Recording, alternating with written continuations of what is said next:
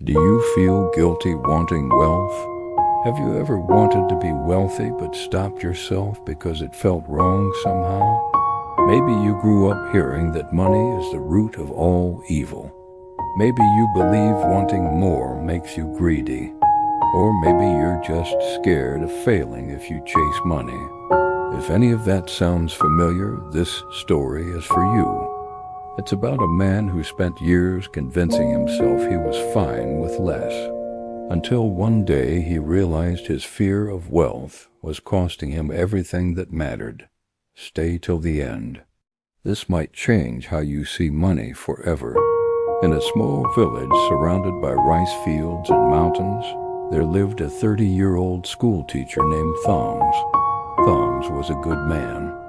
He was honest, punctual, and kind to his neighbors. He helped whenever someone needed him. But despite all that, Thoms was stuck. He earned around $700 a month teaching elementary school. After rent, food, and sending money to his mother, almost nothing remained. Some months he had only $30 or $40 left. Other months, nothing at all. His apartment walls were cracked. The roof leaked whenever it rained. His clothes were old and faded from years of use. He ate the same simple meals every day because that was all he could afford. Whenever people asked if he wanted more from life, Thoms would smile and shake his head. "I'm fine," he would say. "I don't need much." But deep down, that wasn't true. What Thoms really felt was fear. Fear of trying something new. Fear of failing. Fear of losing even the little security he had. So he told himself comforting lies. Money doesn't buy happiness. Rich people are stressed. Simple living is better. These weren't beliefs. They were shields. At night, when the room was quiet, Thoms would lie awake thinking about his mother. Her knees were getting worse every year. She could barely walk without pain. She needed surgery. But Thoms didn't have the money. He had saved only $400 in 2 years. The surgery would cost thousands.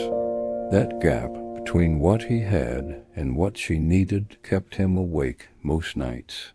Then one evening, the hospital called. His mother had fallen.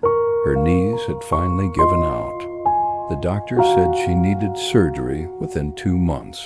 The cost would be $3,000. Thoms felt his chest tighten. He had $420 in his account. At his current pace, it would take years to save enough. His mother didn't have years. Sitting in the hospital hallway, something broke inside him. He realized staying poor wasn't safe. It was just easier than facing his fear. And now his mother was paying the price for that fear. The next morning, Thoms went to see Mr. Navarro. Mr. Navarro was a small business owner in the village. He wasn't rich, but he was comfortable. Thoms explained everything: the surgery, the money, the fear. Mr. Navarro listened quietly. "I'll help you," he said, "but not the way you think." He offered the money with no interest, but in return he would teach Thoms how to build real income, not quick money, sustainable income. He pointed to 2 mango trees outside his window, both planted the same year. One strong and full, the other weak and thin. "I let one grow," he said. "The other I kept trimming out of fear." You've been trimming yourself your whole life. Money isn't good or bad, he continued. It's a tool. It depends on who's holding it. Thoms finally understood.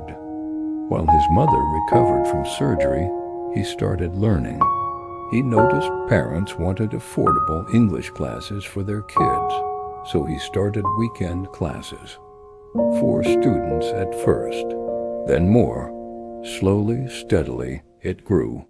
Thoms paid back the loan little by little. Years passed. His program expanded. His savings grew.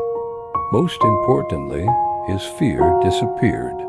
4 years later, Thuns repaid the full amount. With extra money to help the next person, his mother was walking again. Thuns was no longer afraid of wealth. He understood something important. Building wealth wasn't greedy. It was responsible. It gave him the power to help when it mattered. And that changed everything.